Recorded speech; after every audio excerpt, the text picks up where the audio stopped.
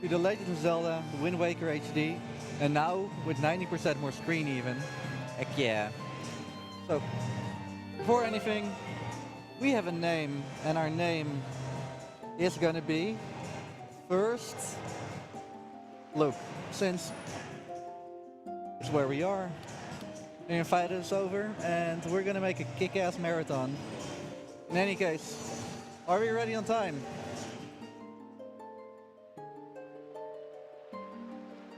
Alright, in 3, 2, 1, go! Alrighty, so we're skipping the first cutscene, not possible in the Wind Waker SD. That's the first thing. So, overview of the island, little cutscene that is happening here. It's our birthday, and this is our sister Errol. She's pretty important to the story. Like, we'll see her one more time after this. And she's gonna find her fratellino. First thing you might see is that the game is in Italian. That actually has a really good reason, since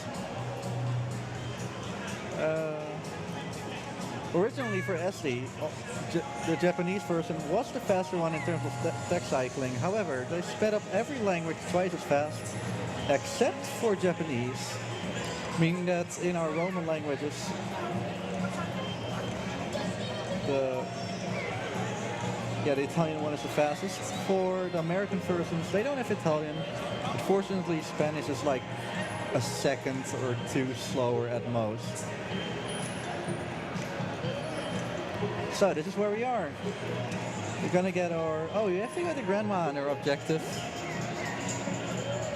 And all the other stuff. So, our first bit of speed tech is, rather than climbing over a ladder, we just jump into the ocean, since that's fast. There we go. So, as probably previously mentioned, this is not a full run. We're gonna get the Master Sword and call it a day. Reason being, we have way more stuff to show her at FirstLook, rather than just this one game. There is, after there's the Elder Scrolls V Skyrim, there's Mega Man today. It's gonna be a jam-packed schedule, and oh boy, it's gonna be amazing. But for now, it's still the Wind Waker HD for the next 2 hours. So we're getting our birthday costume, the tunic of the hero. Apparently every 10-year-old whose birthday it is gonna dress up as the hero, and obviously, if you know any Zelda games, stuff is gonna go down today.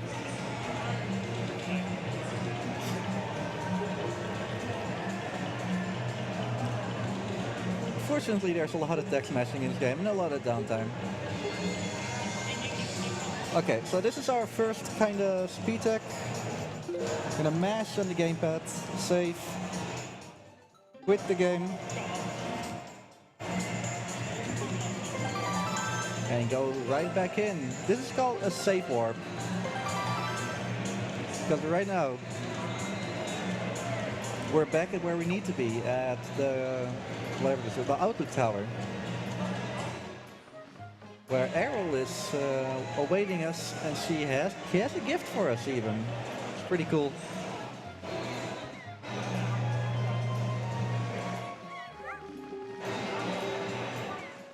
As I said, the Italian version is the fastest of them all.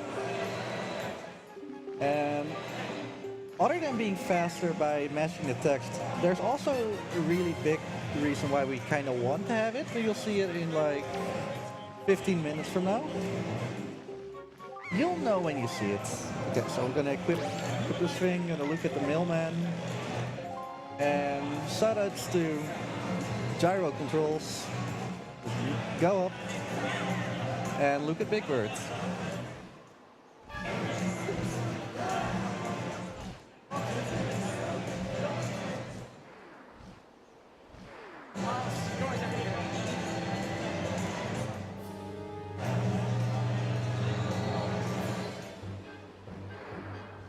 nice little cutscene where the pirates are fighting the Helmerok King, who may or may not be a boss later on. We pummel him with our hammer.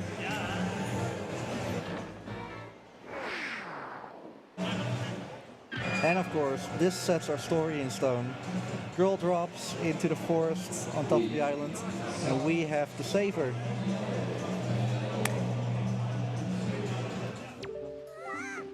But not before we get our swords. So we jump off the tower again, since that's our thing now. Towers, and yeah, this particular sword, and even that has some pretty cool speed tech in it.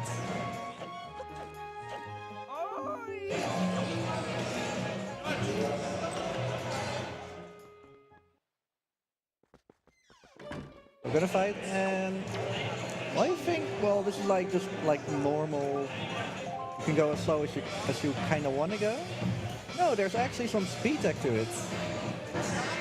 Because if I hold back on the analog stick on the first slash here, and then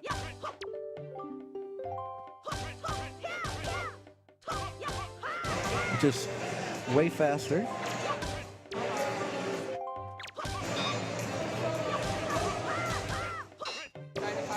Oh, my bad.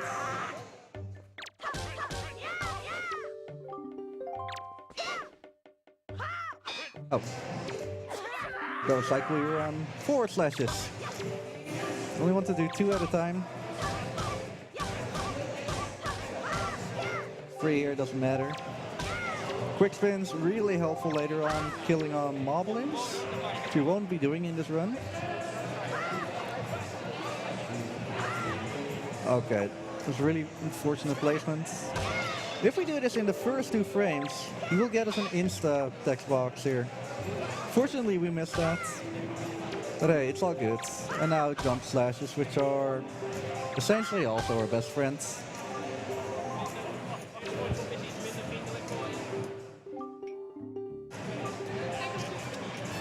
And that's the Spada del Edo Hero Sword, or as we runners like to call it, or anyone else who played the Wind Waker, the butter knife. So we're gonna do a safe warp again to go back to the Outlook Tower. And yeah, it's time to be the hero.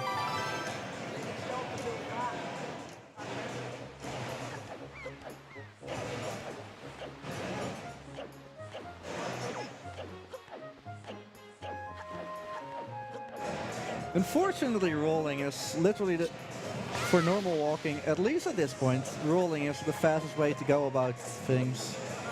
So that's what you will mainly see me do, at least in the first 45 minutes of the game. But even after that,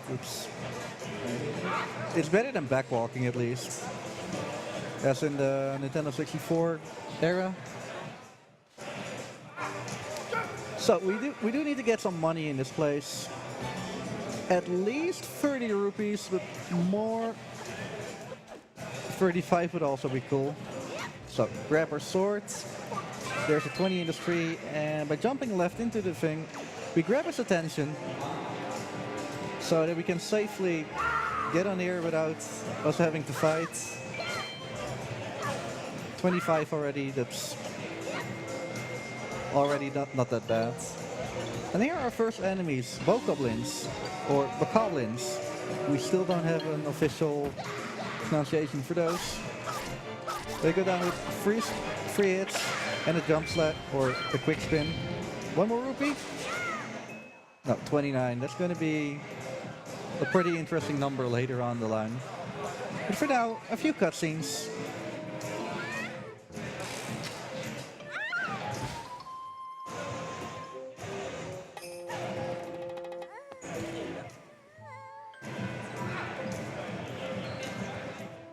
And obviously, we're the savior. She's gonna be herself.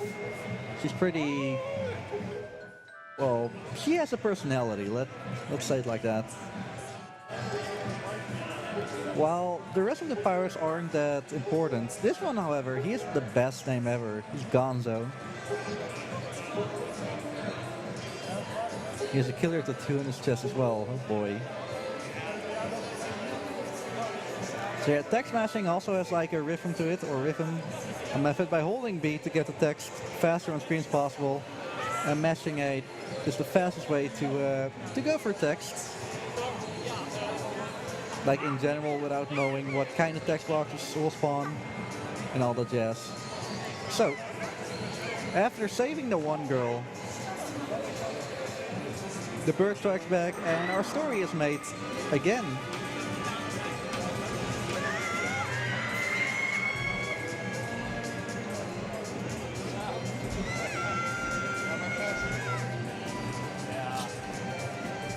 And obviously we're not the brightest tool in the shed.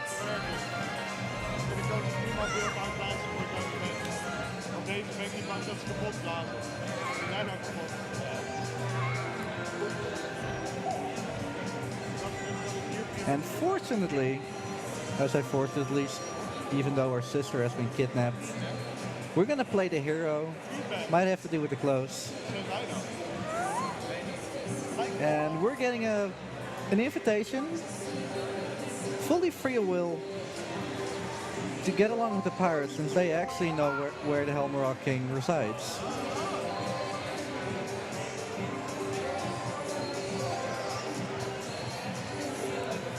Also, this weird bird person is the mailman, since there are a lot of islands on in this game, 49 to be exact, if you're talking about island groups at least.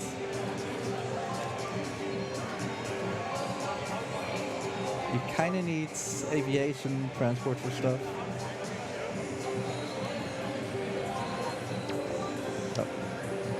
So yeah, we can go, not without grabbing our shield first, otherwise there's, I don't know, story point. And we gotta say bye to Grandma.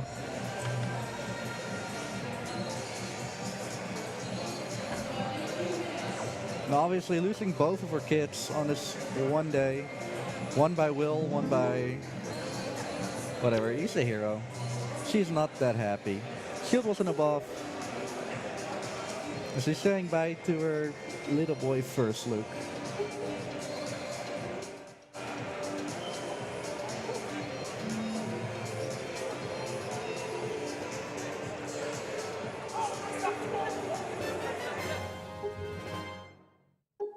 This is like the saddest collection thing ever.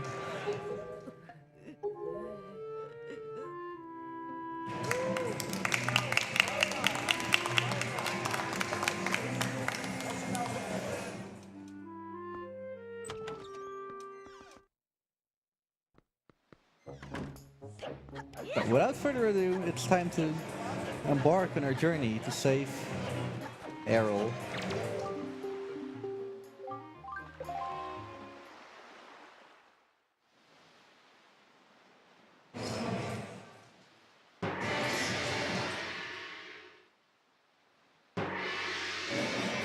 Well, someone might have gotten a new record right there.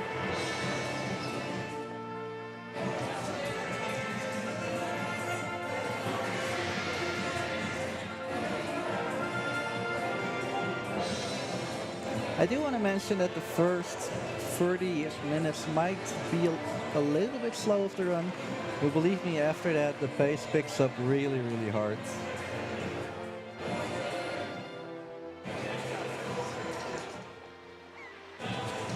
I also want to mention that if you know your Wind Waker SD, the run is pretty different, since a really big trick in that game, storage, has been fixed. However, we have our own tricks up our sleeves, which, well, let's say they're interesting and definitely worth the wait. We'll be getting access to our trick in about half an hour. And boats are a thing of the past. Alright. So while we're at sea, we're going to play a little mini-game. Well, everyone who's ever played Wind Waker SD can confirm it's one of the worst things ever. It's a rope mini-game. You have to jump from platform to platform. And you have to do it twice over the course of the whole game. And it's, yeah. it's something. The first one isn't hard at all, and they made it easier in HD since you can swing and turn at the same time. Where you had to completely stop in the beginning, or at least in SE, you have to completely stop, then turn, then get your speed back up, and that's pretty slow. I hope we don't need to do that. Especially in this first thing, where you literally just have to get a hand off the rope, and then release within like a second. Yeah, this one isn't that bad. That's all we do.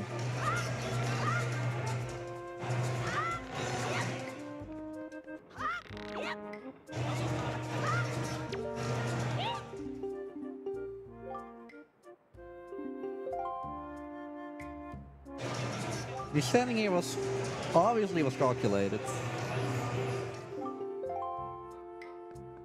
So he's giving us access to the big pirate treasure right now, which is... what could it be?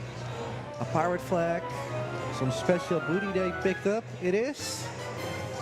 It's a bag where you can put stuff in. Yeah, safe to say we won't ever be using it. So we're gonna save warp away. And remember when I told you that playing in Italian actually has a pretty big advantage? Well, that's gonna happen right here, right now. Since we're currently at an island. It's, you can see it's right there behind these rocks. It's Forsaken Fortress, and you can see those spotlights like going around. Well, as soon as this area loads, or whenever we started the save file, those lights are on a timer. And the thing is that if we do it like as optimal as possible, we have about leeway of maybe half a second to get the most optimal cycle, which saves a lot of hassle and at least like 10, 15, let's say 12 seconds. Depending on how well you're at it. So I want to mass as fast as possible as well.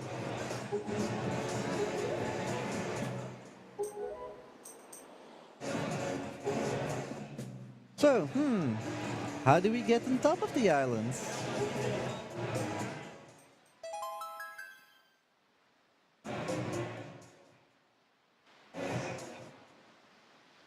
Obviously, we're going to be put in a barrel, and yeah, this catapult slash ballista even is gonna get us there. Also safe, like they've done it before. They're professionals.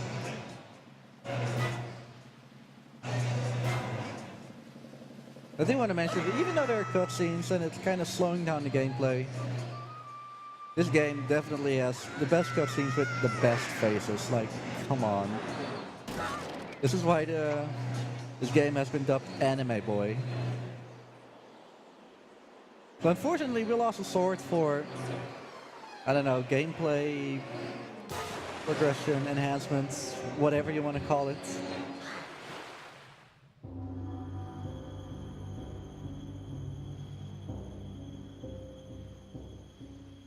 And we have to get a sword back.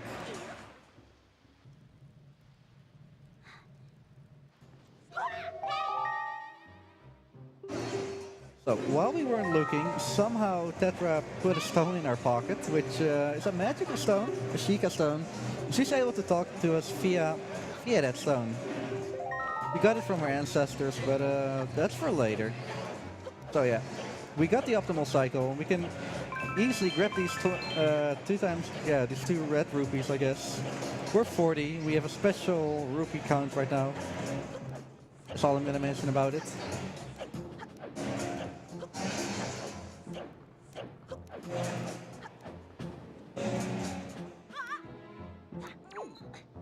And remember the spotlights, we're gonna disable one of those. We can disable all 3 of them, but that's slow. And we only need to disable one. So why do more than we have to? Like, come on. So this Bokoblin has more health than any other Bokoblin in the game. And with this Bokoblin, I mean all of the Bokoblins handling these things. However, this game also has something called fall damage. For some reason he loses interest, but if we do a spin attack, he falls off, and well, he dies instantly. So with a well-timed jump strike, it's called. But into there, do another rope swing, since that's definitely useful here. Also, you don't want to fall down, like, honestly. Pretty cool trick. This is how you enter doors IRL as well. You just waltz into here, you face the white, and normally you're supposed to stealth through this section. However, now it is actually possible to, well, see for yourselves. It takes a while for these pigs to actually notice you. Oh, he actually noticed me. Rip.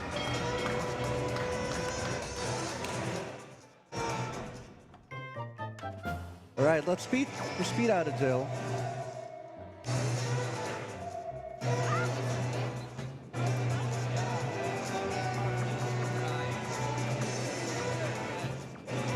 Obviously not gonna get any text boxes that we don't want to see.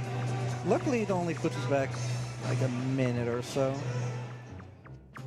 It's not that bad.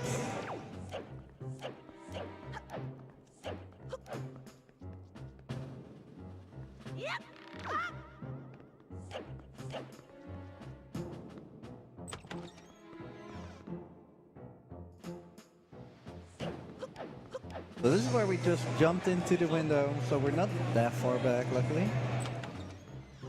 No, this can happen at any point. It's not a big a deal.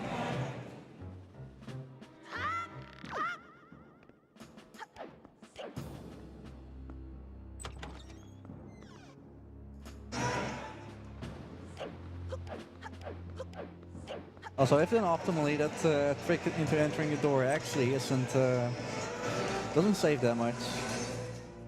Like a frame or 5 if done optimally. It's not that important though.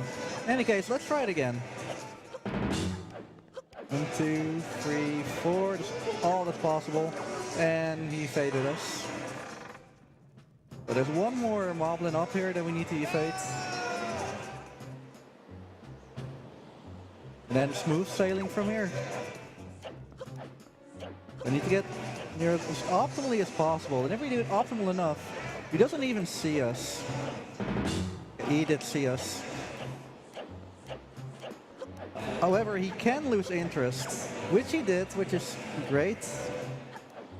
But yeah, from here, smooth sailing.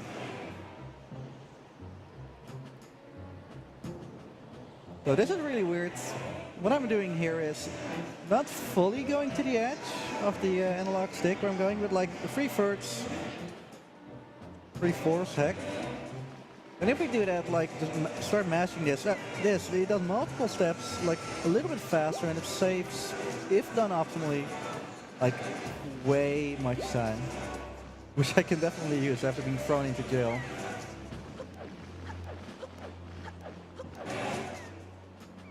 So there's a sword, and there's a green bokoblin guarding it. Luckily that green bokoblin isn't that strong or that big a problem. Maybe double hits, yes. 5 normal hits and a quick spin, well, that's all we need. But this ends the section Forsaken Fortress. Right now, enjoy the cutscene where we're gonna fight the epic Helmera King. Oh, and Saber Sister, of course. I mean, this should be the game, right?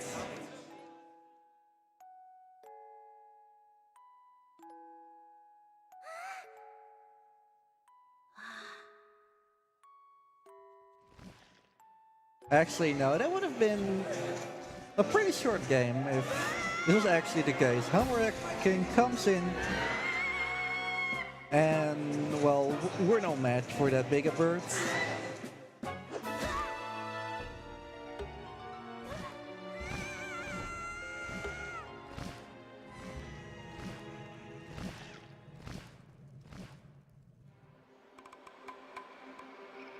Yeah, he grabs us, throws him to the boss, and then we get tossed in the ocean. And is that the end of the game?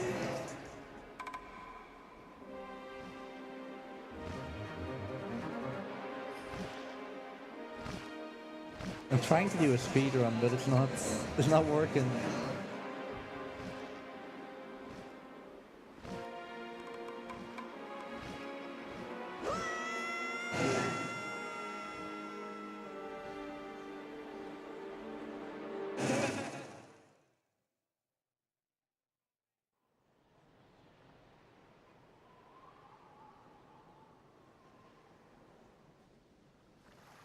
Fortunately, we get saved by someone in a red boat.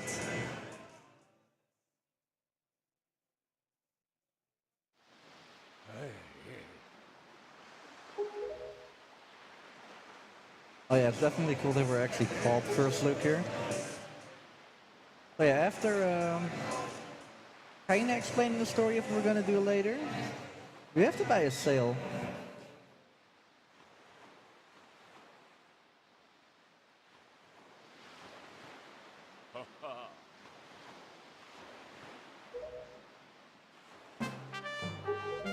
Yeah, it's not letting me go fast, unfortunately.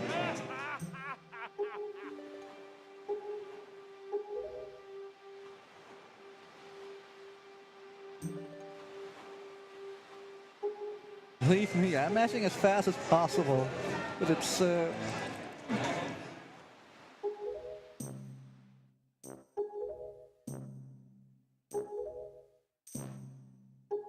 guy that we just saw, that was, well, the big and scary Ganondorf. He's a Dark Ruler.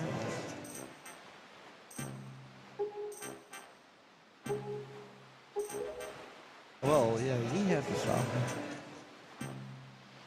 But first, like I mentioned before, we're gonna buy a sail, because a boat without a sail will sail no seas.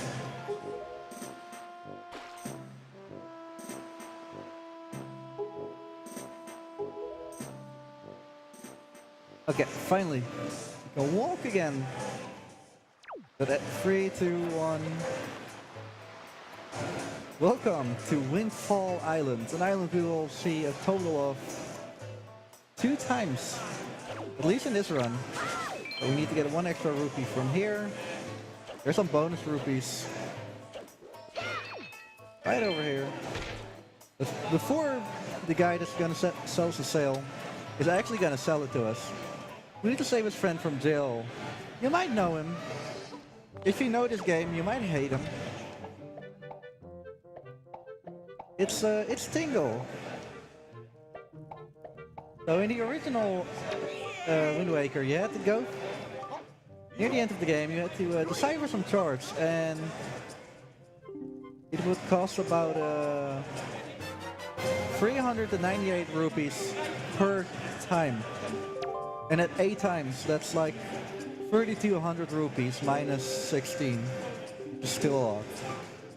They kind of made it better in this game. You only need to see him 3 times.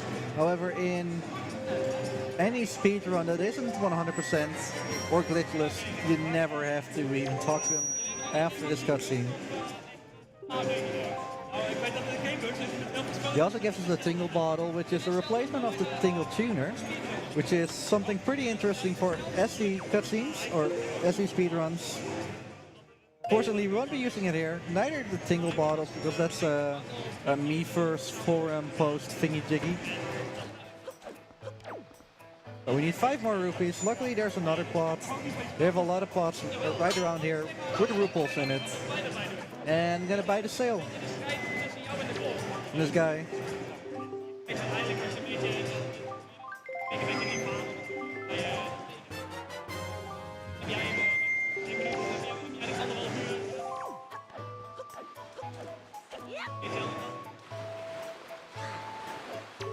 Well, let's get going.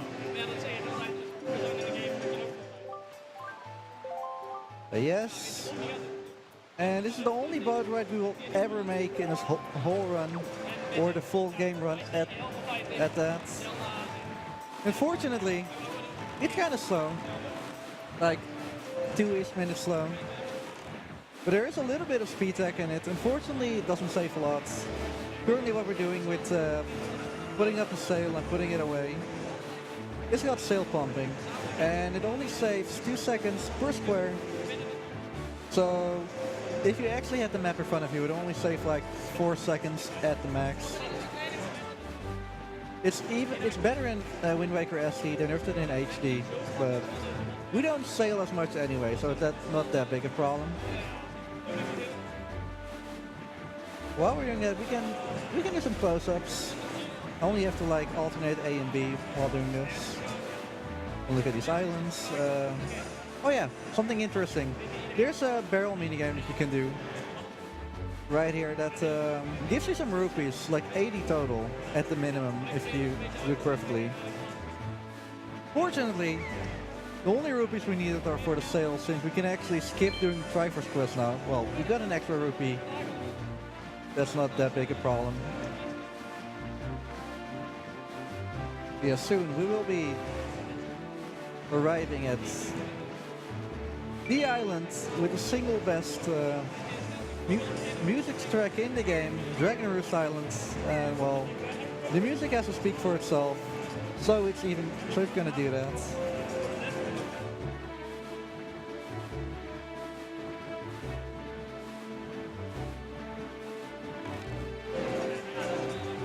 Yeah, enjoy the music.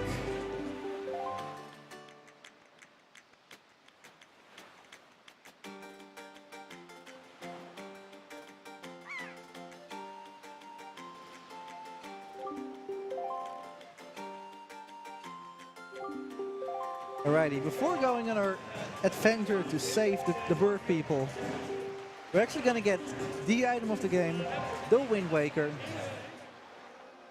The HD Wind Waker even, if you want to make jokes.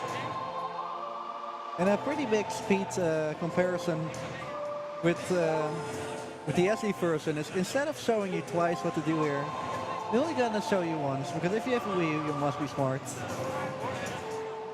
I hope it has to do with that. Yeah, there's also 6 tempo, but unfortunately, we don't need to learn it as well as don't need to learn it or use it in this run. So first speed threat already. If you jump from this rock, you can, at a precise angle, you can skip getting at bombs like there. And it saves a minute or 40 seconds.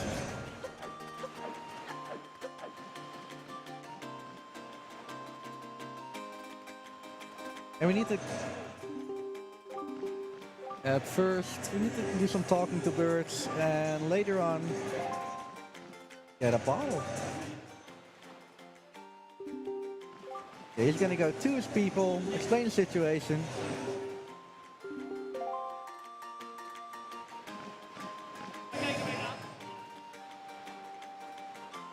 And rather than taking us with him, we have to walk ourselves.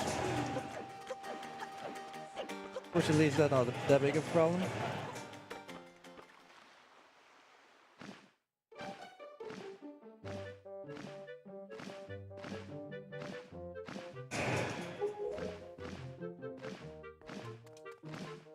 We might have told him, take me to your leader.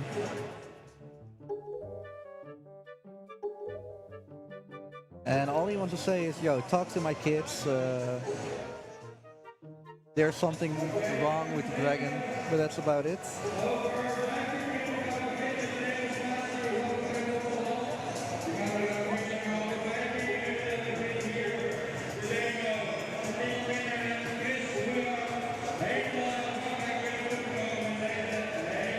You might hear one of the other stands in the background, actually the monster stand. It's pretty cool. I can't really see it from here, since there's a store in the way.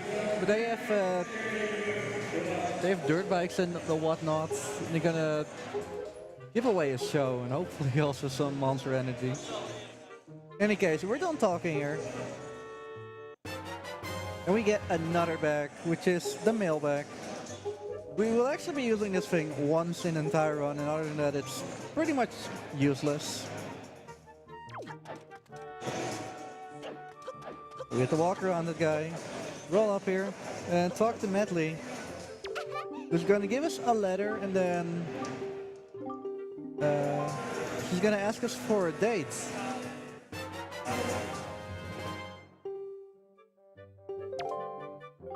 We should find that easy in real life, actually. Also, bonk. That's really important in the Wind Waker, or any Zelda, previous Zelda game.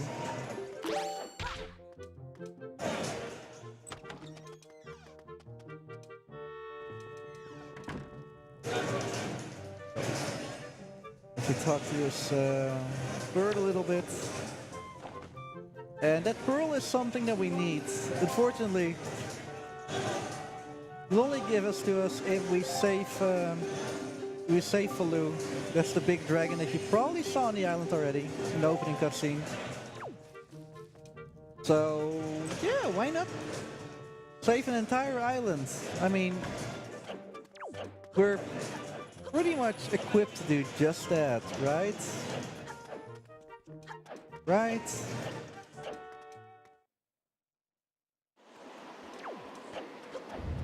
So again, this is the second room in the game where playing on Italian actually pays off. Because you might see those wind particles right there, or volcanic particles. And every few seconds, the whole, it will kind of shift directions. And we need it to go towards the temple over there. And if we do it just fast enough, we have a little bit, we even have some leeway. If you're playing on English, there's no way you'll make the cycle, so you have to wait for that to be good again. So I was kind of stuck there, but we made it. And obviously, she's going to give us the best items as we can actually go there. She will give us, what is it, a hook shot, a grapple hook, a rope.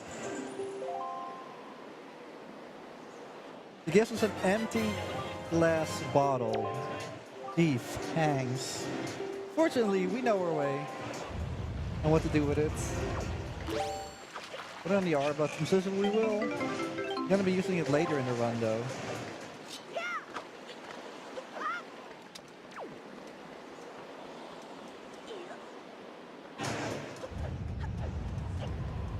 So, grow a bomb. And I'm gonna say that I'm not gonna miss this shot. I feel confident. Oh yeah, walking away in that cutscene actually doesn't help, since Link is just gonna casually walk there.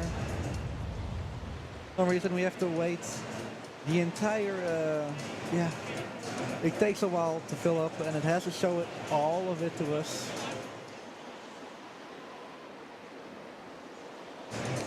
Yeah, let's go to our first temple, shall we?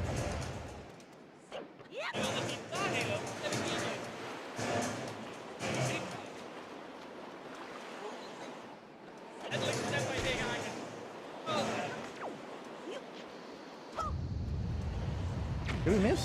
No, I did not. Cool. Pretty easy to miss these, but once you know where to stand, it's becoming second nature, I guess. Alright. Enough small talk. Time for adventure. Dragon Roost Cavern, aka Caverna del Drago. Not sure what the Spanish translation is. And if we're fast enough, we can make a cycle where we don't have to wait for the fire.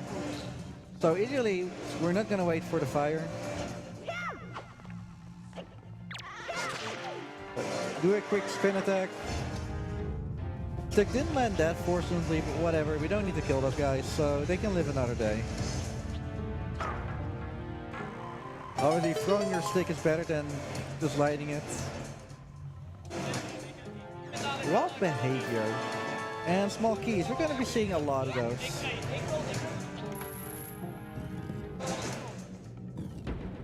And every dungeon will test your ability to do stuff. And since we kind of have vanilla movement right here, it does test that.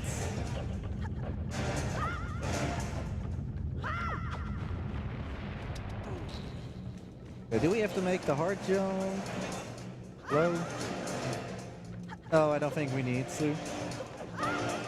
There's like a harder jump that we can do. It saves a little bit of time, unfortunately, or I didn't feel like doing it right here if I didn't need to. Didn't have to, at least. jump sideways into the rock to save a little bit of time, like a second or so. And there's a cutscene skip you can do here, but it's pretty difficult. I might even miss. No, I don't. If you know these stairs, there's this chew up here that once you jump first and can knock you down if you don't look out for it. So here's a surprise for Goblin, where we want to steal his sword, since his sword is way better than ours. Okay, no, that doesn't work.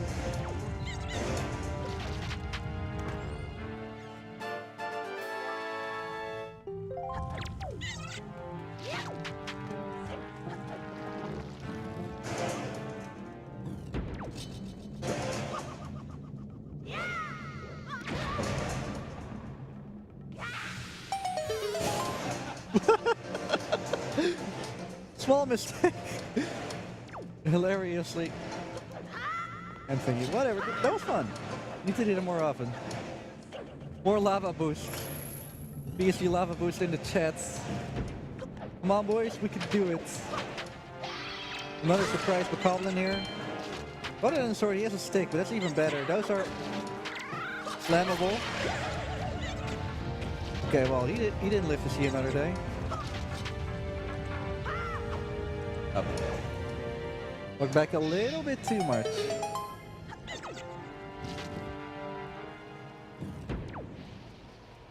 So there's this Goblin right here, but we can just like go around him. And this is the cycle that I was talking about.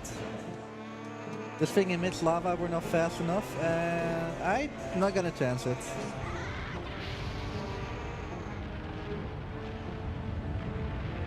Because if we fail, we have to like climb up again, and that's not that good. That's not a good idea.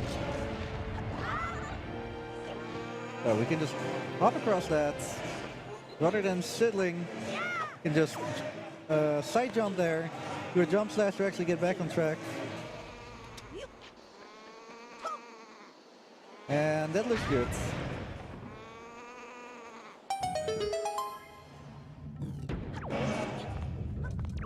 Other than that side jump, there's not really a lot of speed tech left. Well, at least in this room. There are rats here that can talk to, and unfortunately, there's a mandatory text box here telling us what we can do here. So hey, FirstLook.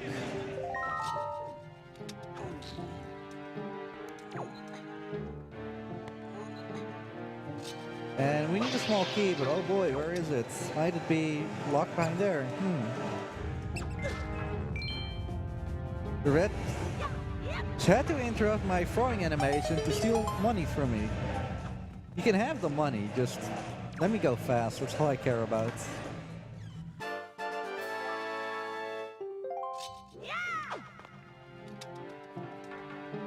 Don't need that thing anymore.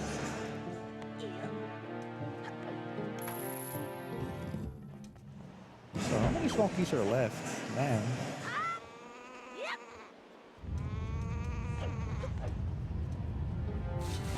Oh. Unfortunately, rolling on the stairs actually will bonk us into the stairs. And well, I don't have to say that bonking is slow, so I'm not even gonna go to.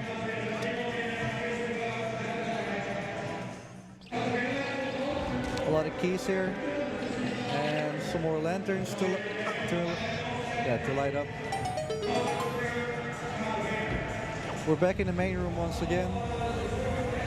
This time over a bridge, really ominous. However, we're gonna ignore most of it. So this guy should die in one hit with a jump attack quick spin. That's not something I've done before in this run. But let's say that a jump attack is twice as strong as one more time. And now they're both dead. A jump attack quick spin does 6 damage because it does a jump attack, which does 2 damage, and a quick spin, which is also 2 damage. And for some reason, if you combine those, you get an additional 2 damage, which is strong. Unfortunately, you have to aim it correctly. Hello? Yeah, that was weird. But I'm not sure what it's called. But he didn't want to let us pass. So I'll blow up the warp pod. We're gonna use that later. With a rock containing the warp pod. Now let's fight a mini boss.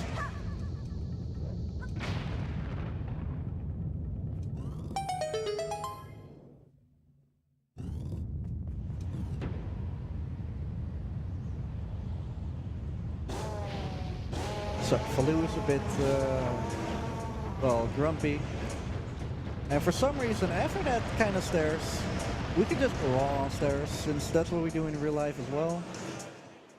Totally powerful, and there's some green goblins guarding the place up here. So again, 5 hits.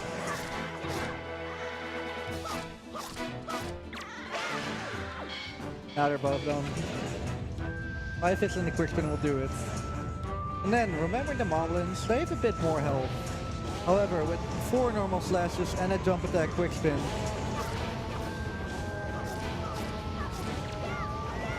up. That's not what I wanted to do, but sure. Yeah, nicely kill them off, and we're gonna get our first dungeon item. And after this, well, let's say that we're gonna go fast, like real fast.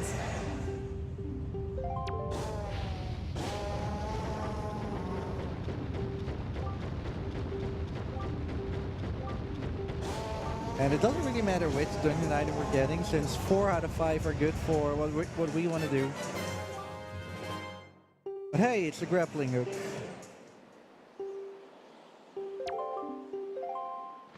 So we're gonna do another save warp. Haven't seen those around in a while. Again, by saving the game, going back to the main menu, and reopening our file. Get put right back at the entrance, and we want to go back into that main room that we were at. Equip the grappling hook really fast. And bonk downstairs. Favorite hobby. So, with the grapple hook, we can do something called an item slide. And that allows us to basically go to the other end of the room really fast. We can do it with any of the 4 items that allows us to zoom, which are the hook shot, the grapple hook, boomerang, and the bow and arrow.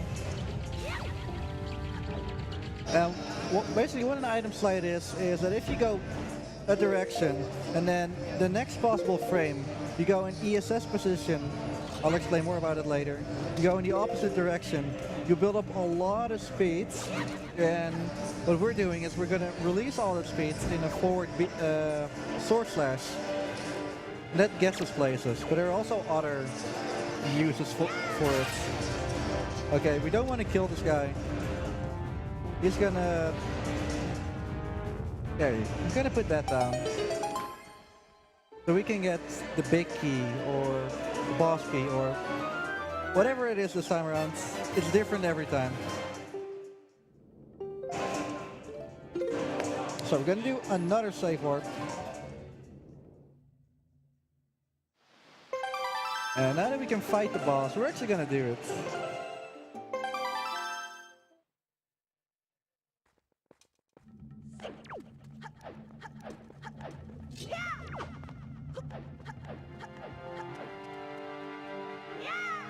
Okay, that didn't work. So we have to climb in. We can do 2 things here. We can just go across the normal way, or we can go fast. By holding target, you will ripple like all the way to the left, and I kind of use it to go to the boss door like super fast. You might hear that on the microphone. In any case, here's the boss, and the biggest speed trick for this boss is mostly not looking at it, because you can see it right here now. The game kind of has problems with all this on the bloom effects and all these particles to kind of run at the full 30 frames per second. But most of the time we will not be looking at him.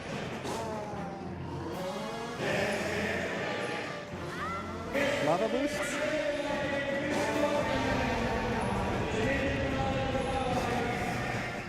even here, it kind of struggles to keep up. So yeah, by diverting the camera away, something that's called ambient occlusion. Okay, we got bad orange here. It's not that bad. Okay, we got unlucky there. So I kind of want to know where he's looking at right now. He's looking a bit to the left.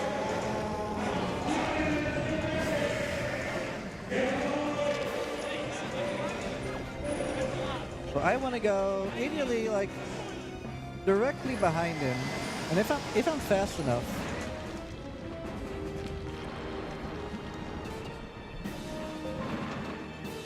I will land directly in front of him, which is still a thing, luckily. So we can start the real fight, because this has been, well, damaging his armor says child's play.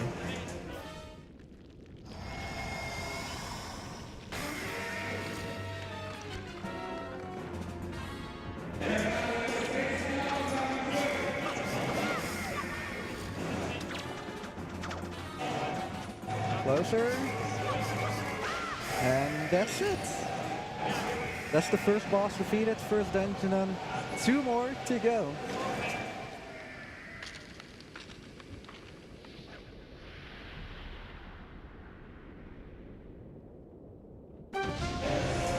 And yeah. Unfortunately, right after the action-packed temple, we have to slow it down just a little bit. There's that heart container over there, but I will not be getting it. I trust myself enough.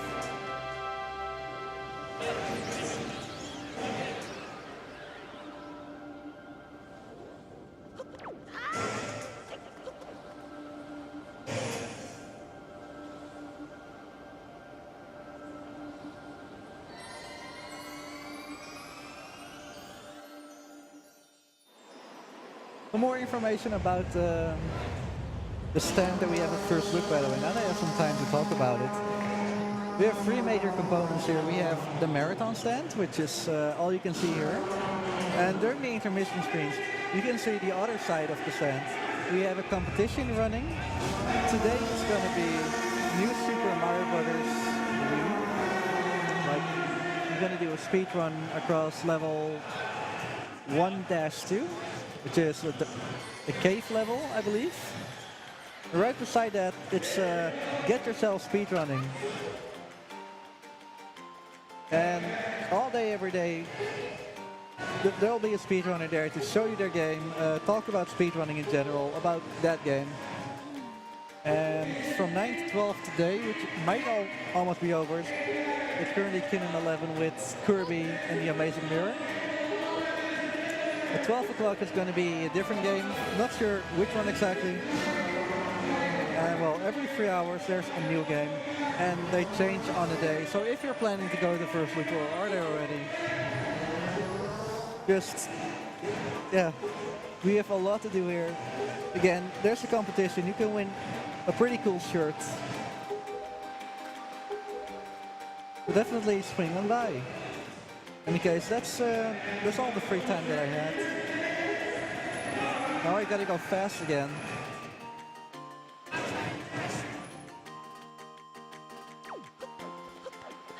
This is something else that we can do with, well, with the wind thingy. We can go fast. We should do it more often, buffer into the rock. We're gonna learn a new song. The Wind's Requiem, which allows us to change the wind direction.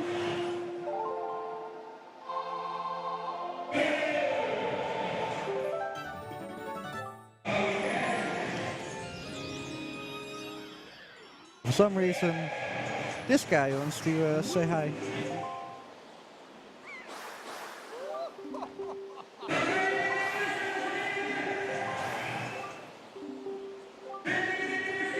So our only normal method of transportation is still the boat. However, we're not going to use the boat. We're going to use that trick, item sliding, to get a lot of speed and swim across the ocean. I'm gonna do a safety save right here, real quick. Okay, so I'm gonna build up speed right here, release. Now I'm losing all that speed. However, I'm gonna go, oh never mind, I splooshed. That's something that can happen if you're either going way too fast or you're going into one of the 6, 7 important items of the game. You will lose your you will lose all your speed and you just land in the ocean. What we're also doing right now is something called a sequence break, which is a pretty broadly used term in speedrunning. Instead of going where we need to go, okay, we're still going way too fast. Oh.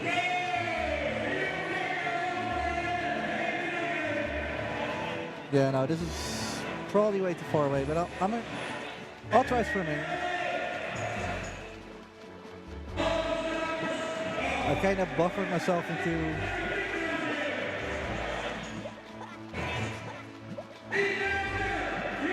Will I make it? Yes. On the nick of time. We didn't die in the cutscene. That's actually a soft lock if that happens.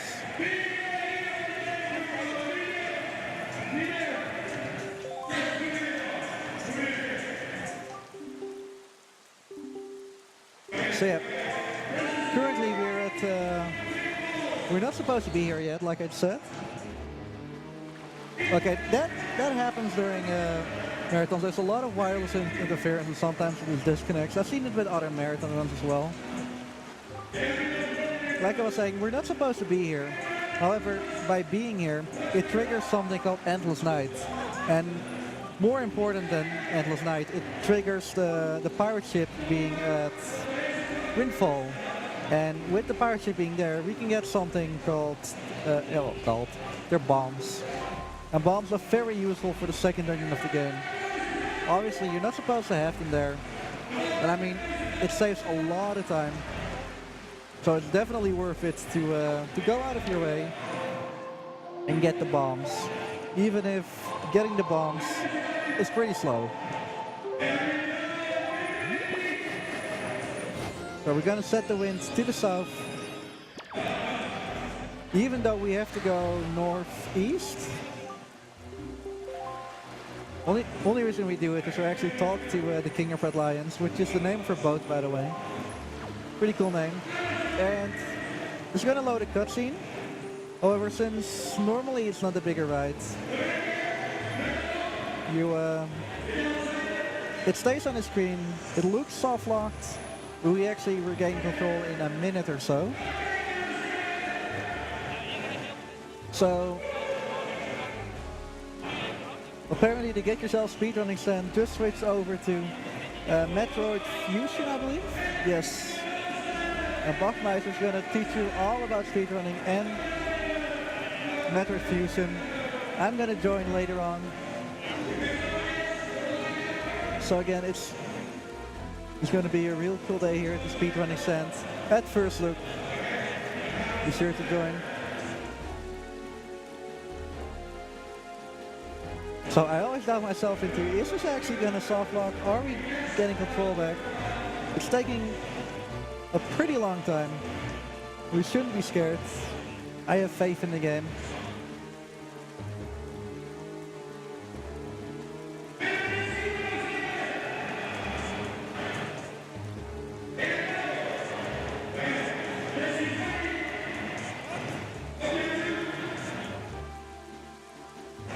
Anytime now.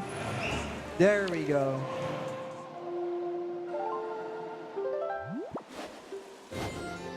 Setting the wind back to northeast. Again, that's where we needed to go. Still pumping, saving. Well, I think literally a second. Okay, so the pirate ship is there, and we need to get the password. Normally, to get the password, we have to go into the bomb shop and listen in on the pirates. However, there is a trick And this is a pretty hard trick, so I'm gonna have to focus a little bit. It's called password skip. It's that one thing that hackers want. Since, well, if you don't need a password, then, I don't know, breaking into stuff is really, really easy. And we're gonna try that.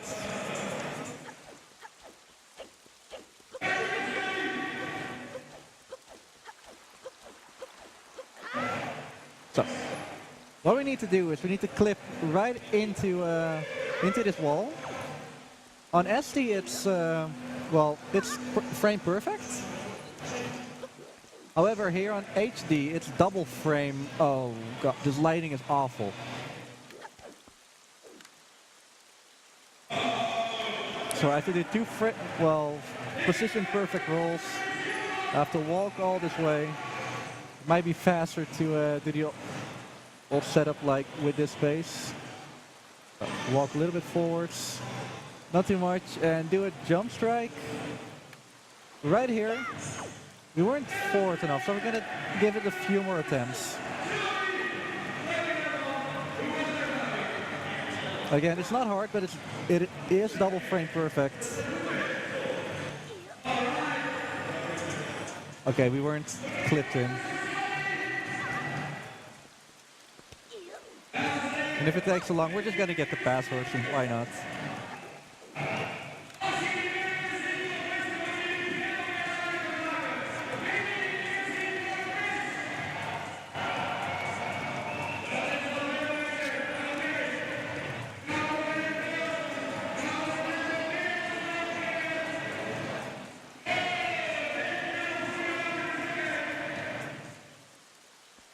Go forward.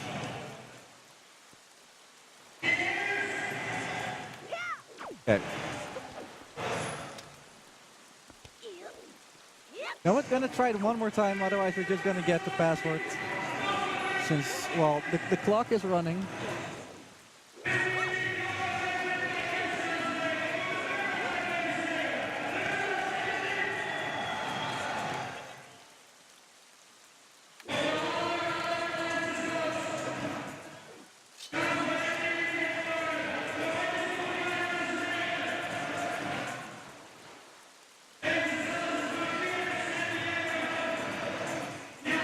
Okay.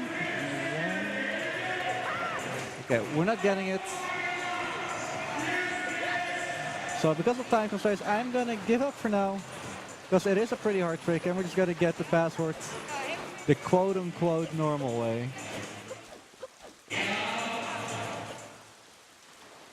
can just jump over here, no need to sit along the wall. And, well, sneak in.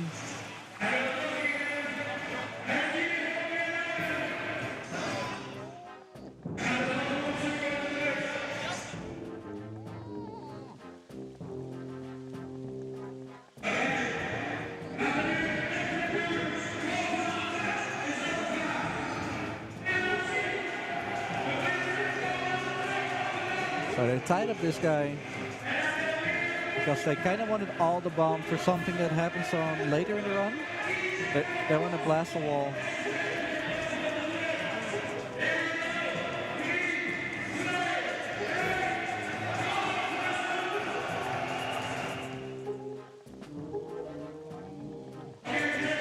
However, the boss lady is not amused. She wants to go immediately. However, she's gonna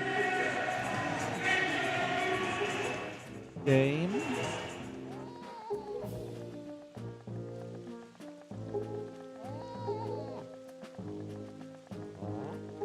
I don't want to tell a story here, but the game is not fast enough for me. This struggles. In any case, since you saw, she's gonna give us a little bit of leeway. It's like, okay, whatever. We can go tomorrow. Initially giving us the head start, and this guy, he forgot the password, which is Mezzy. So we need to remember that.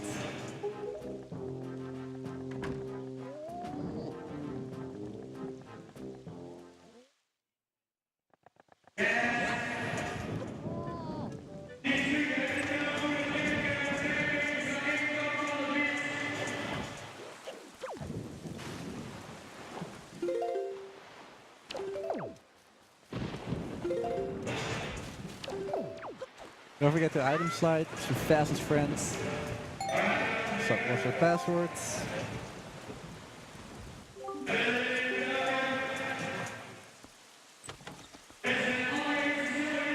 And here is, well, the best version of them all, Ropes 2.0. There are no platforms anymore, or so he thinks. There's actually still a way to go fast. Or to use a platform at least. Okay, it's kind of weird that he comes from the left side there because the rope is on the right side. Meaning that he's kind of cheating. Alrighty. Let's see if we can do this as fast as possible.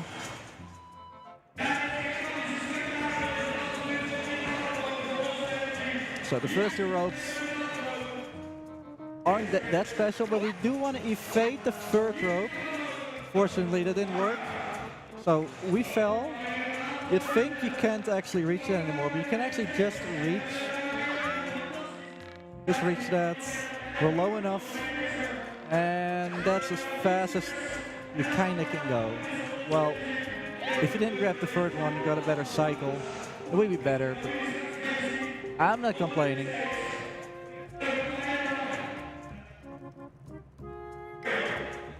So, getting our bombs.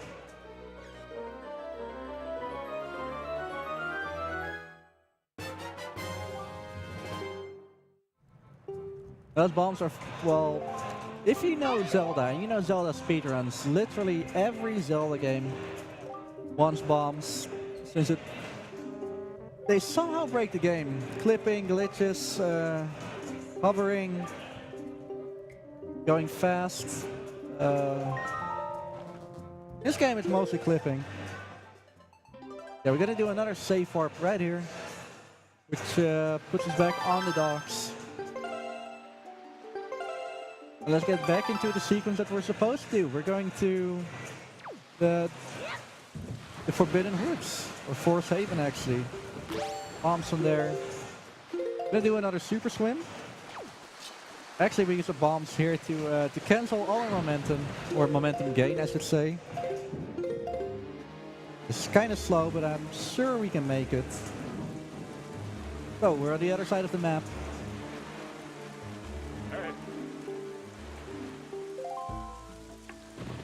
Archipelago de Boshi, or Forest Haven. And entering this place is also a thing, and difficult. However, you can also just like let the bomb clip you out of bounds, and we're just gonna swim to wherever the load zone is.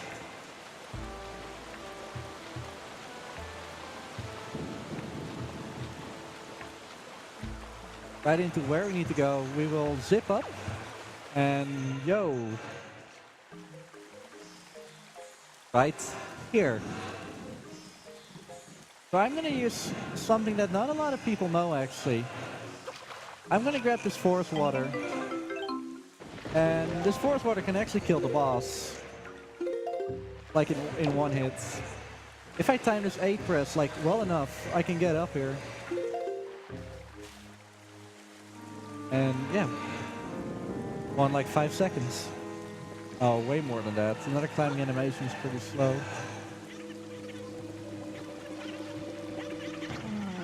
Time 108. Not the best. Oh. Bump into the tree. Luckily, he has a root right there.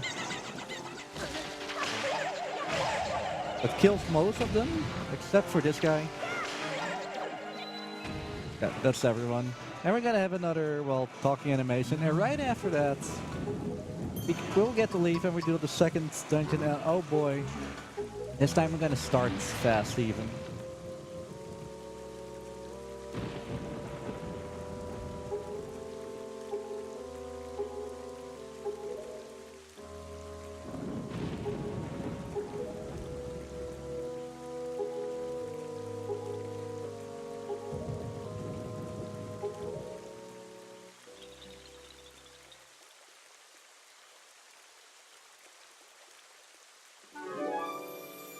Here are the Koroks.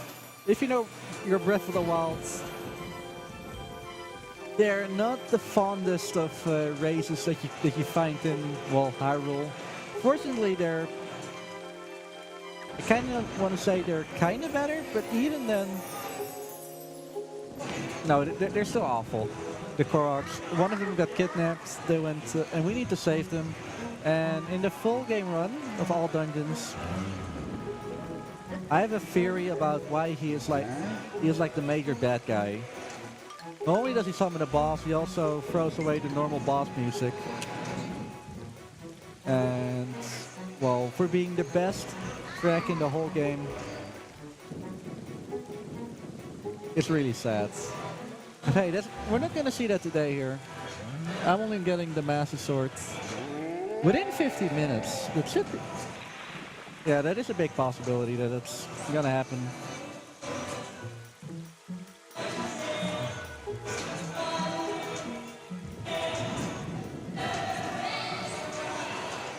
Alrighty. So we're also gonna attempt a trick that's called bulb skip.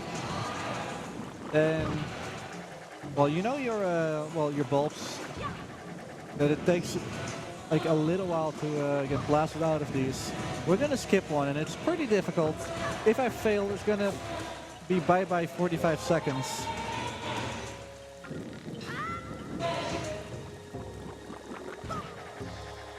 Know what?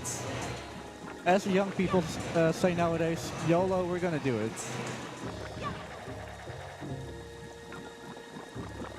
It should be good. We got it. There's like this little bit of a invisible floor that we can stand on. Well, I need not to forget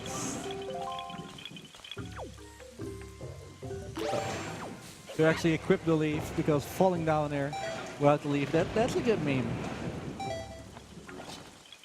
And unfortunately, we're at FirstLook. This is a no meme zone. Alrighty.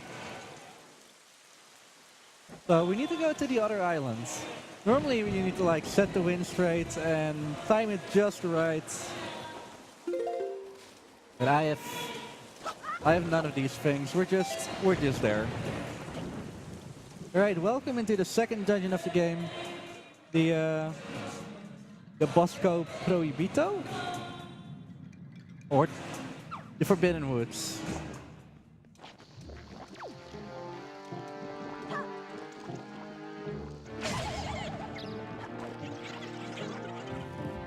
So rather than getting all these annoying bomby things, we can use the bombs to like break everything here. Oh. One of my leaf bombs didn't go as planned. Speaking of which, you saw me do that technique where I was like equipping or re-equipping the, the leaf. That's called the leaf bomb, and it's makes it so that I can stay at the same height. Yeah, I don't want to say. Yeah, that's it actually. Just stay at the same height without losing it. However, it does cost a little bit more magic.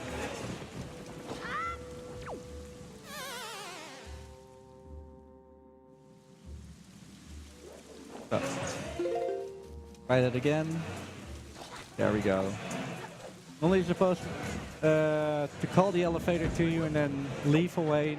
But that's not what we're gonna do here. I kind of wanted to say that previous time. I want to say that different, and then I got it all thrown off.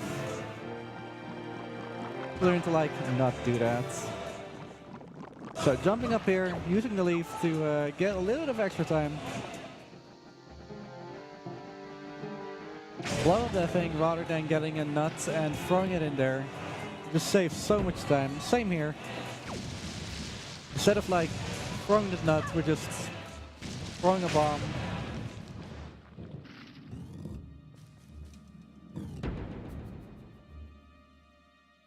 And yeah, that's where we need to go. And we're even gonna do this intended.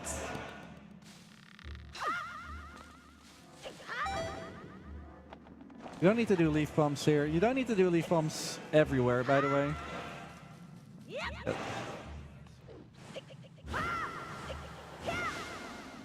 Somehow our wind gust can actually reach that metal blades. I didn't throw down this thing because I wasn't sure that we would make it. However,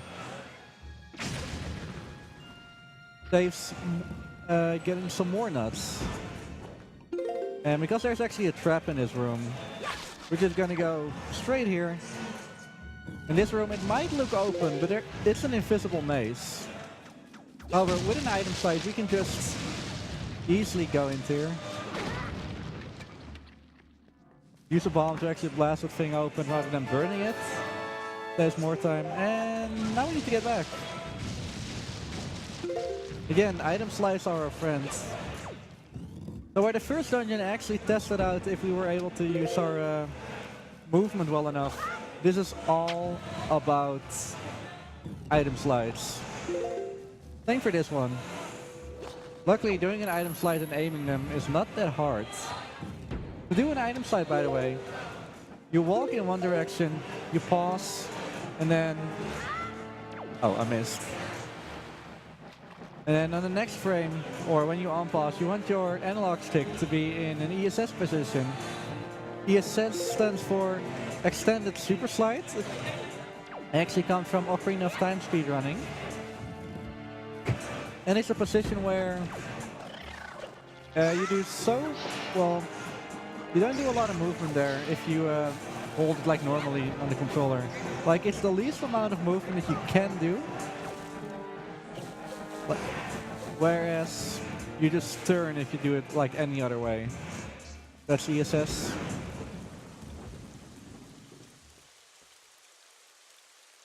Anyway, it's time for the second mid-boss. Luckily, he isn't that big of a challenge.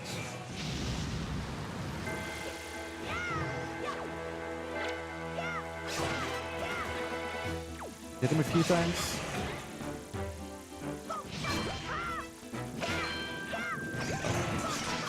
Oh, he's wingless. A couple jump attack quick spins. We'll do the job.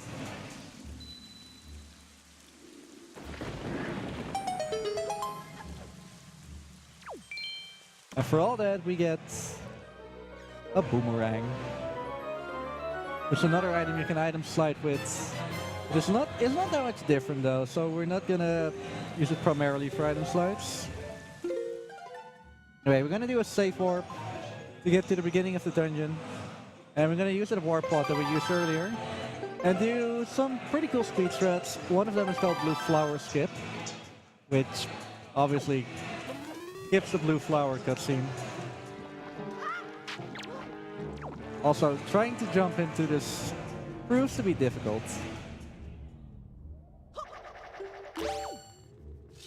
But jump slash down here because that's, well, faster. We clip through the ground. An item slide to the other side. And in the next room I'm actually going to cheat a little bit. It's not really cheating, it's making sure you're actually getting to the other side. But it's a pretty nasty set of commands that I have to do.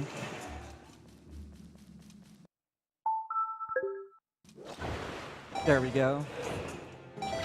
But I might still not make it. Yeah. Oh, I actually didn't make it. Hopefully I'll make the ladder at least. Because that is an unfortunate series of events. Speaking of which, those leaf pumps that I did, they have to be frame perfect, as in the frame... Are there... Okay, cool, there's enough magic. Frame that I actually stop the leaf, I have to have it out again.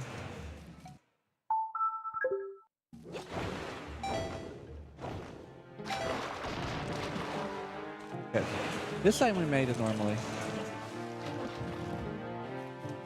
And, well, this isn't a Zelda game without a pretty hard puzzle getting to the boss key. This also isn't the Wind Waker. If I didn't clip into there, which also proves to be difficult. I can make that?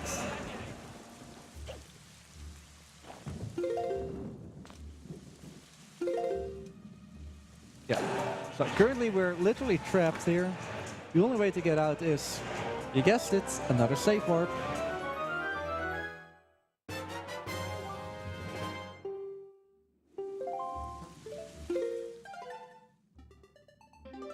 And then it's time to actually face the boss. Good man.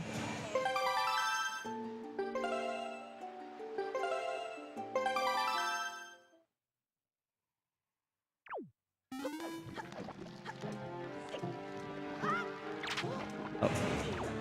Again, the warp pod. Also, this is where we're gonna use the water.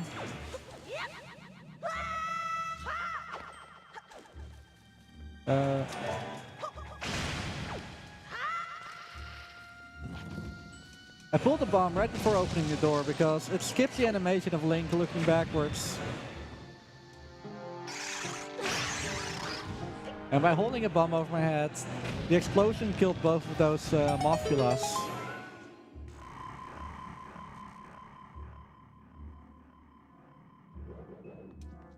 Which again is faster. And it's time for the second boss. Not a lot of people know his name, but it's actually Kelly Demos. I mean, it's Makar. I mean, believe what you want, but he's actually pulling the strings. Again, I'm kind of biased against Makar.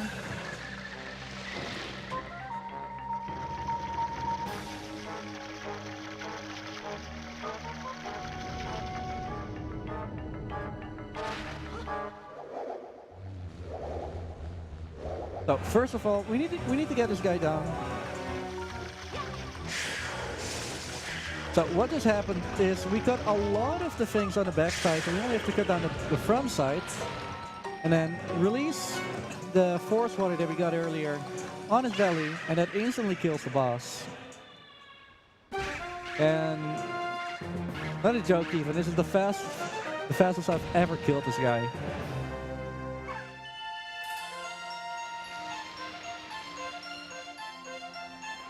So.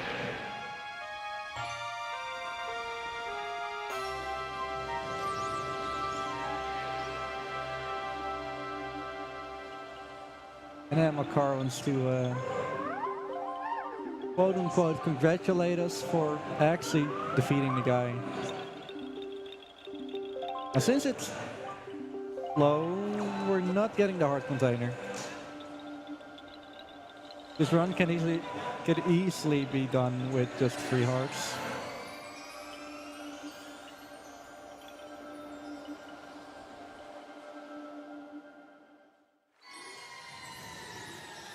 Alrighty, and as thanks for actually getting him back, we're gonna get a mini concert. So I say enjoy, because we're gonna do a lot of super swimming right after that.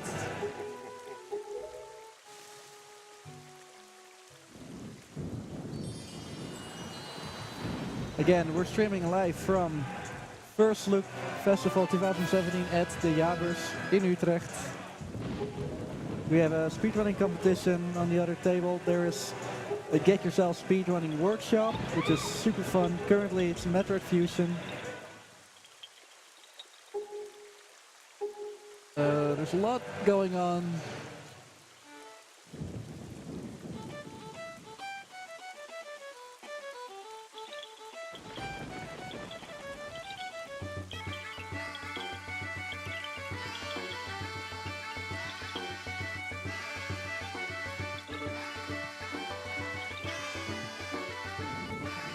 Hey dudes.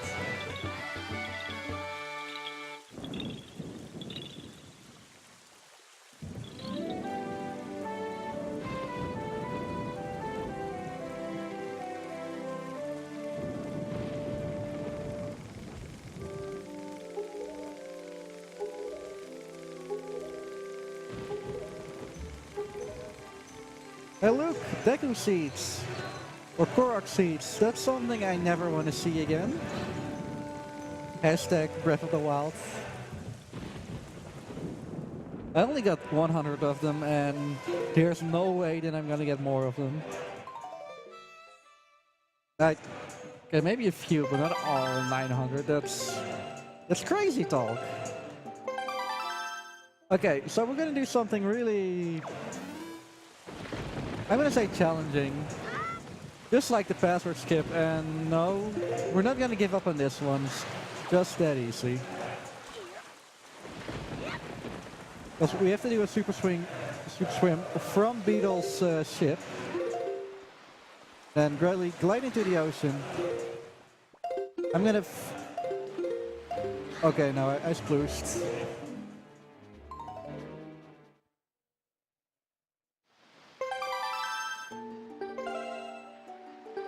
We're just gonna take a while. So for this, Beetle has to move his boat like a little bit to make it better for us. Oh, we splooshed immediately. Amazing. Oh, I'm holding the gamepad like really weird because I am kind of aiming that with gyro controls. Oh. So that's unfortunate. We had like no speed at all. However, you're gonna see something really funny. Take a look at Beetle's face.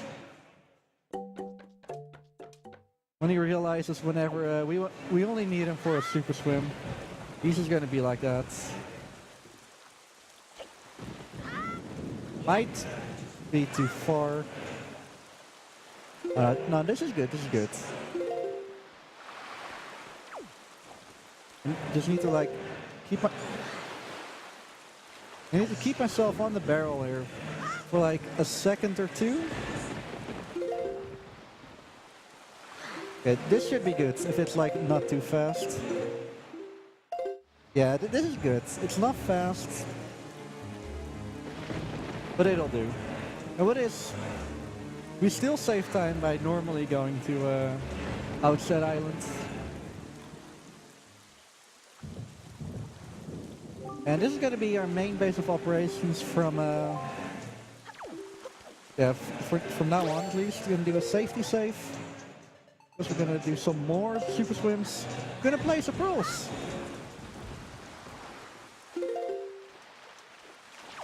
And this time the super swim, or like getting speed itself, is super easy. Okay, that's good news. And now we need to find an island. There's no cutscene here, so we have to like find the island ourselves. I believe yeah, we're literally right next to it. I currently need to like position myself right there. Really? Is the island still there? That's the better question. Yeah, so here we go. And again, we're kind of on the other side of the map, but not really.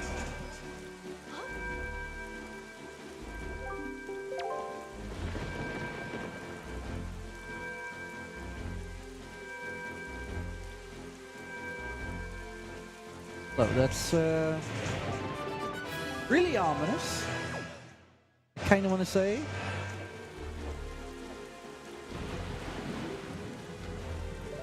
So we're going to do a safe warp right here.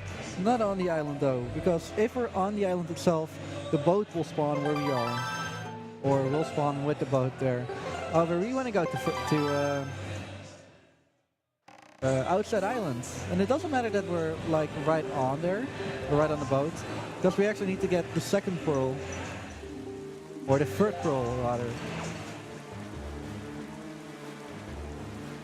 So that's actually a good turn of events.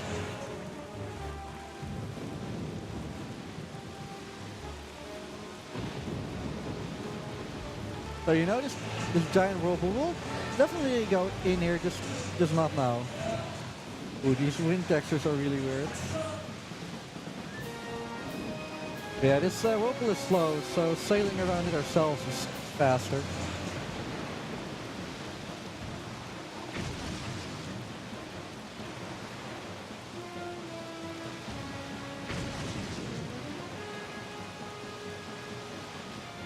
So normally each slap takes two hits, but for some reason, by shooting right into the swirly things, it only takes one bomb to destroy each slap. So thanks Nintendo, or they made it easier from SD. I'm not actually too sure. Yeah, we're in this cave with a giant, super simply drawn fish, Jaboon. And he gives us the pearl.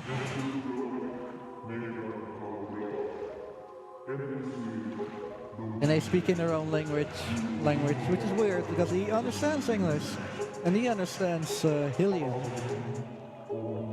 And a fun fact, if you play this game a second time not on hero mode, but on a mode where he has a pyjama,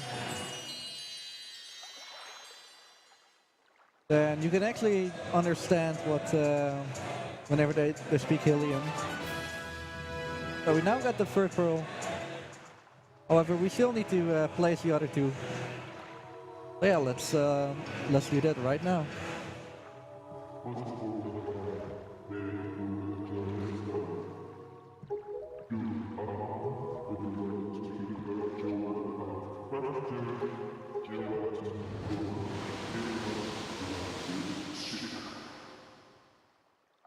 And the first thing we do whenever we gain control is actually something that we've done a few times before. You probably might know it still, a safe word. It will actually put us right on the island since we're in bounds of the island. And this will set us up like way better for the next super swim. This time I know on the map where I actually have to go, so that makes it kind of easier. Oh, that was weird. Do this really carefully, because I might have too much speed. No, this is good. Make a sharp turn here, and that's the island that we're gonna go for. Amazing. Oh.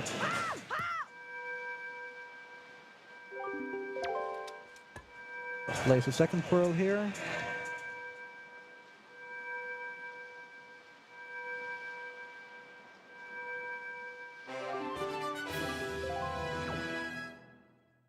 And we guessed it. Another save warp. It's gonna be the last? Yeah, this is gonna be the last save warp if I don't mess up the super swim actually.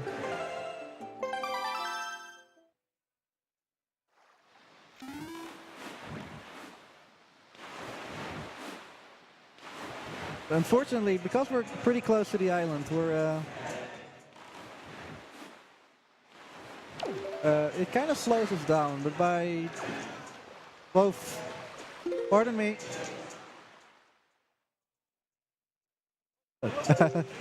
Don't worry about it, thank you. I'm gonna do a save to save real quick right here. But yeah, by jumping we kind of maintain our speed. So, get a last super swim off as well. Hopefully we don't sploosh. No, we don't sploosh. However, way too much speed. Is this the island? I also need to load still. Oh, it loaded just in time. Amazing. And with that, enjoy one of the better cutscenes of this entire game.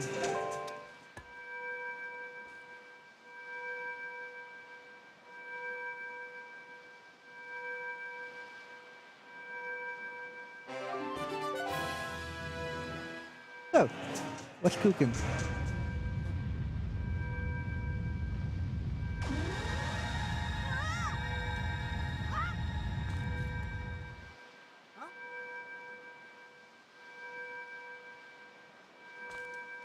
Again, this is a speedrun of The Legend of Zelda Wind Waker HD.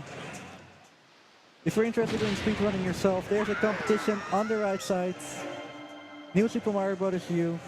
We're doing a time trial of 1-2. And right next to that there are workshops of get yourself speedrunning.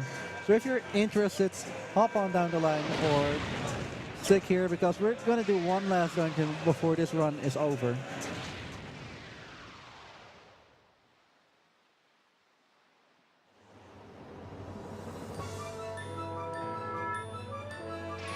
And again, we're doing this live from FirstLook Festival 2017 at the Jaarbeurs in Utrecht.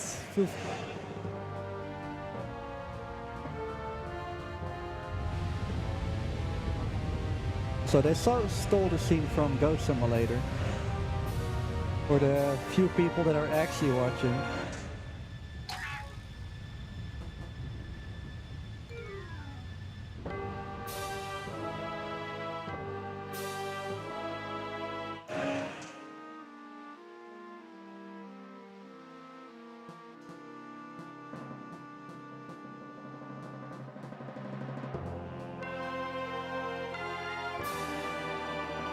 Our boy Division X just did a run, a fast racing league on the main stage. Just got back. That was so and so, but obviously it was a world record event. It's not listening, unfortunately. But hey, this is the last temple, the Tower of the Gods. We're gonna cruise on by.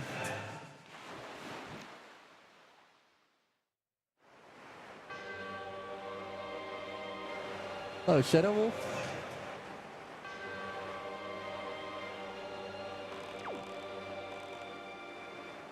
So first things first, if you actually know this game, you know that the first floor is pretty lengthy, slow. Well, luckily speedrunning has something for all that. We're not gonna do the first floor. By doing a precise angled jump here, you can clip into the floor or into the wall, and hopefully this is high enough. Yes, it is. We skipped the first floor. Amazing. And we can actually do some cool stuff here. Well, I say cool stuff, but actually the first floor kind of is like the most challenging of like the whole dungeon. In my opinion though. Well, actually not, the whiz rope is pretty challenging. Like handling the whiz rope. Still something for later.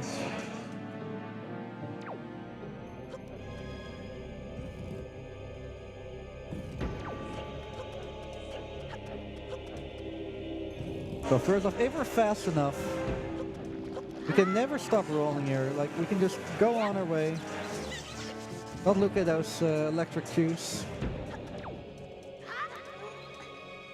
Also, imagine yourself this. The gods are testing your ability to like, save the world, and the first thing you're saying to it is, come on. So we're picking it up just to speed through a little bit.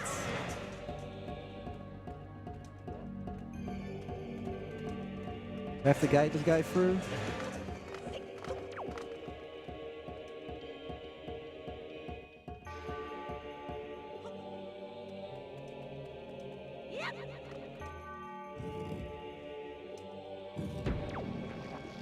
We're going through this.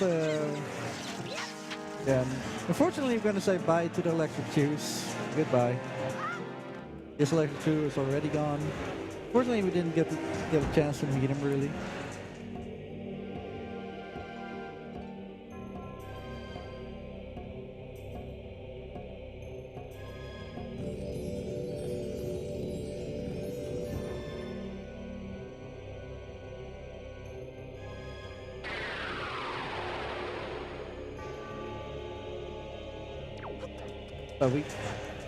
Something happened here. We might learn a new song here. Yes, it's a song we will not even use in this dungeon. It's the command melody.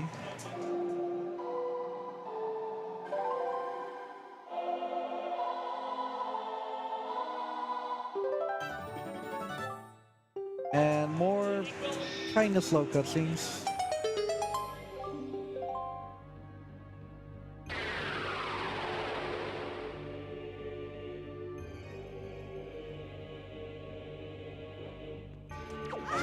first of all, we're gonna get some magic.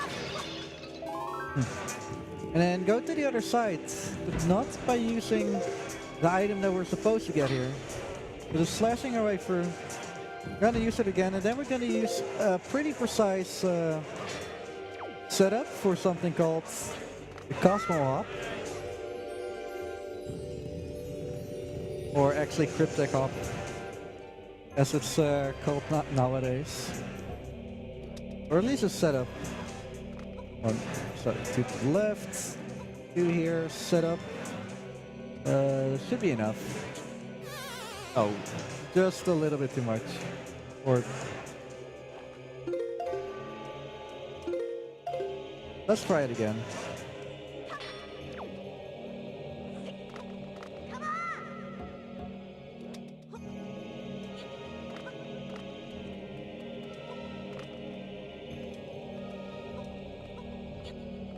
And second try, not too shabby. So now that we've got this statue right here, we're gonna get our dungeon item and we're gonna fight a mini boss. And that mini boss is actually pretty fun since it has some cool speed tech about it. So this is the first time that we're gonna see a dark nut. Dark nut? Yeah, it's called a dark nut, even though with the white armor. And it's the strongest normal enemy in the game. We're going to be finding a lot of them later, but yeah.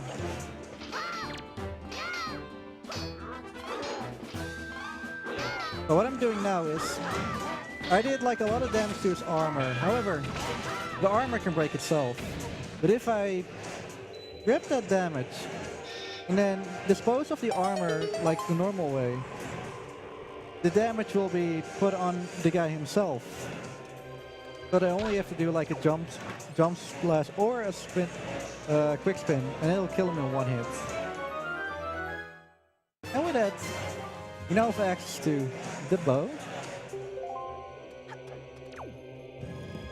Now it's time for the second half of the dungeon.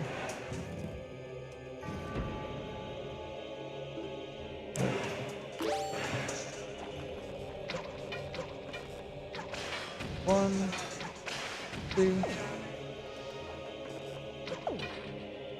And if we're fast enough, we can actually, we actually don't have to wait for all of these platforms.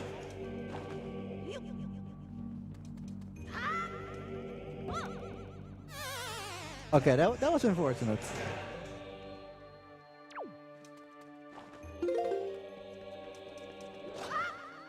I didn't have the speed for it, too bad. Okay, let's try it the normal way again. Those platforms should still already be out. Oh yeah, with the bow you can also... yeah, we're not gonna make a cycle. The bow is another item where you can item slide with.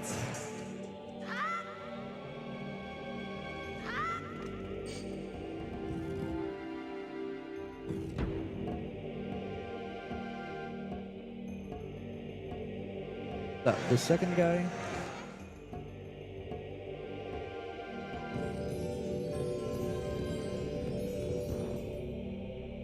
There's one more statue that we need to get back, and yeah, there's also a lot of cool speed tech in here.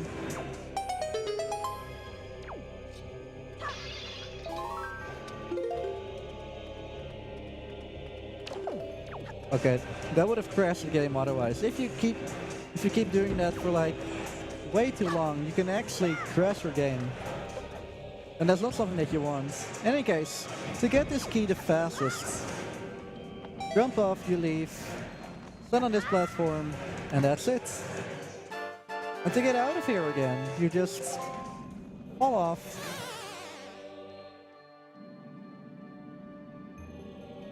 And that's it. There's literally nothing else in that whole room except for oh, this guy. These keys are only put here to like just knock you off the ladder, and it's not fun, like never. Also, it's also not a smart idea to like don't do what you're supposed to do. But rather than playing with those dolls, you can just item slide up there, Item slide past these lasers as well. Again, you're not supposed to be here. And I'm gonna try and get out of here as well. This might prove a little bit more difficult. Okay, that worked, at least.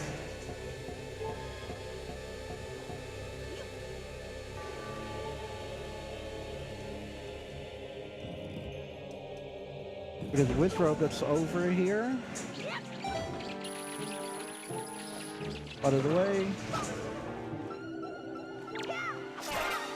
Aw. Oh, he's gone with a jump attack quick strike. Really? Yeah, and these keys are just put here to like give you an awful time. Exact counter right that we need are 3 of these statues, so that's what we're throwing up there right now.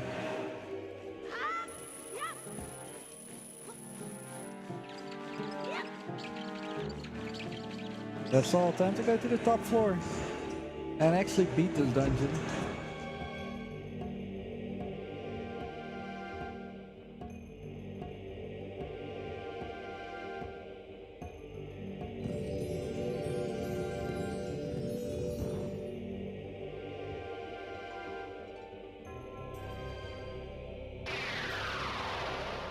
I tried to go fast, but again, this game likes to take its time.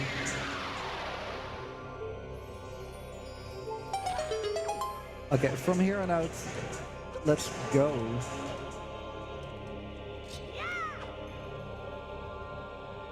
Again, there's another puzzle in the next room coming up. However, if we just item slide, that was some feedback. In any case, we got the big key.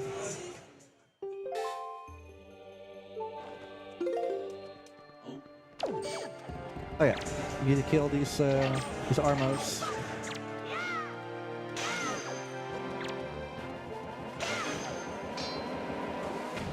Okay. Normally they're gonna hug me, but do what you want to do, I guess. Oh yeah, this is pretty fun. If I do an item slide right here, it's gonna play the cutscene, and we're just doing a marathon right up here.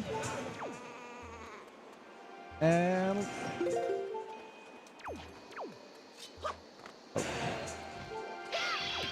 yeah, it's that easy to just get up here, use a ferry, and then fight the last boss of not the game, but like of this run. Gonna fight again. Trying to remember his name, Godon. And he's certainly not like any other boss in recent Nintendo games that we've seen. Like, it's definitely not just 2 hands and a face that we need to beat. Oh wait, it actually is. So the way we're gonna defeat this boss is by manipulating him into... Basically, we're gonna know what he's gonna do. Shoot arrows to him and make this as fast as possible. That's all I can say. So I'm gonna alternate between each hands for the first shot. That's right. One eye, wait a little bit. Second eye is gonna attack right now, but by standing literally beneath... Hello? Standing literally beneath him. Oh. He, for some reason, cancels his attack. And that's fun for the whole family. Throw a bomb at him, and unfortunately, it's literally that for the whole fight.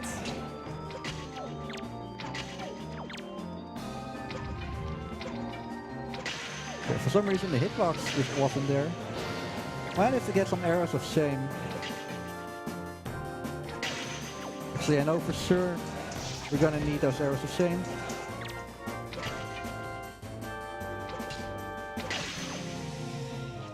Oh, that's the second bomb.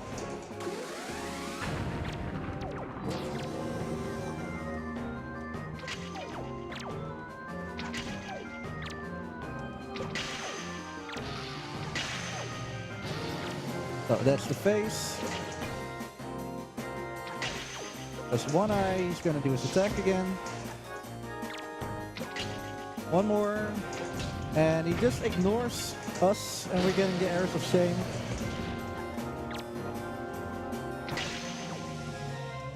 One of those hands comes back to life. It's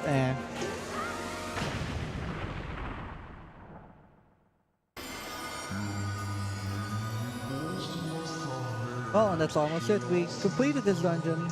All we need to do is go out, ring the bell, and complete, well, the reward for the first half of the game, the Master Swords. Oh yeah, and go to Hyrule, and after that save the world. But that's for later.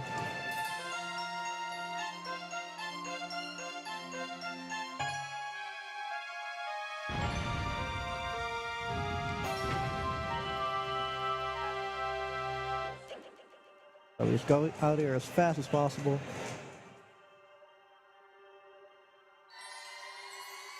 Also, while this run is coming to a close real quick, right after this, Cruel is gonna do the Elder Scrolls V Skyrim as fast as possible. Within an hour, he's gonna beat like the whole game.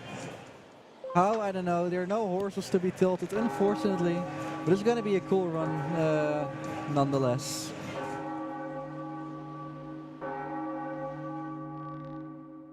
I mean, I thought Zelda games were broken. Well, don't even start about Elder Scrolls.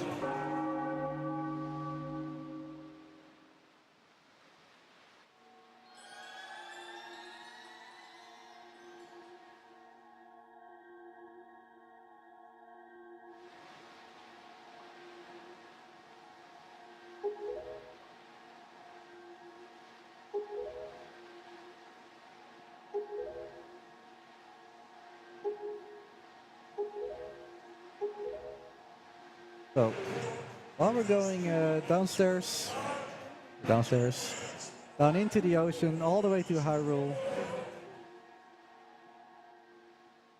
Oh, we're getting more people on the couch.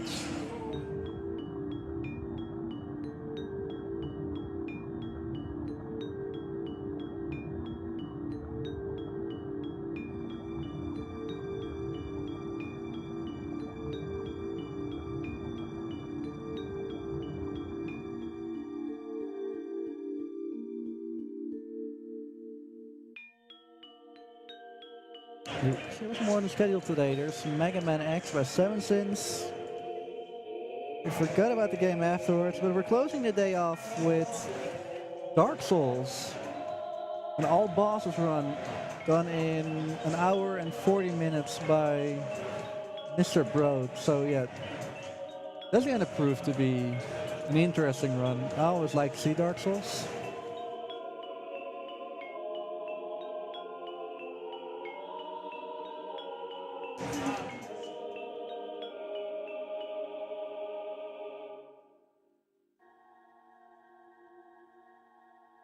No talking? Unfortunately, there's a lot of talking. There's a lot of showing about.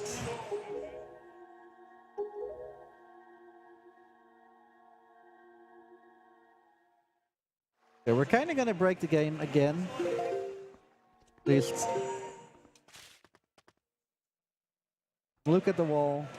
Here's this bokoblin that wants to strike us. Unfortunately, everything is frozen here. And as soon as I grab the Master Sword, you're supposed to fight all of these. But there's a way to not actually do that. However, this run ends whenever the Master Sword has been pulled from the pedestal, which is gonna happen soon. And there's a puzzle to open this pedestal, but fortunately, we can just like clip into the pedestal. Yeah, that's all we need to do. Time is coming up. And time.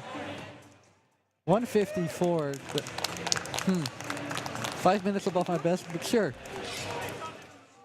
In any case, we're grabbing the Master Sword. And a lot of fun starts, including the Elder Scrolls V Skyrim run that's gonna start right now. Or at least after submission.